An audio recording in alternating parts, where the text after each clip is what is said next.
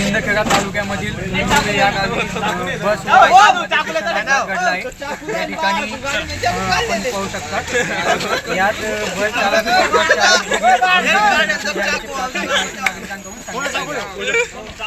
निंबोली येथे बस व ट्रकमध्ये भीषण अपघात। अपघातात दोघी चालक गंभीरपणे जखमी।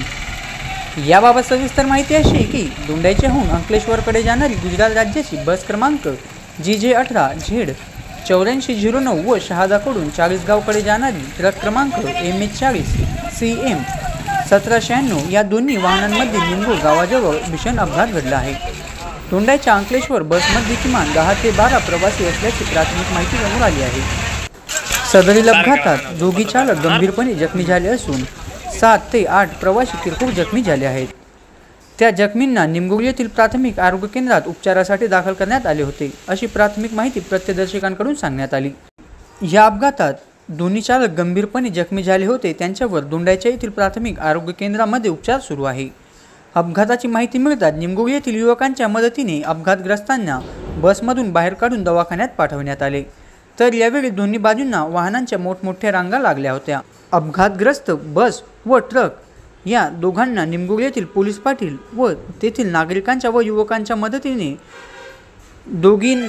दोघी गाड्यांना रस्त्याच्या कडेला करण्यात आले। आमच्या महाराष्ट्र न्यूजसाठी आकिब मनियारसोबत कल्पेश भोई, सारंगखेडा। आपल्या परिसरातील संपूर्ण बातम्या आपल्या मोबाईलवरती पाहण्यासाठी आमच्या महाराष्ट्र या चॅनलला सबस्क्राईब करायला विसरू नका।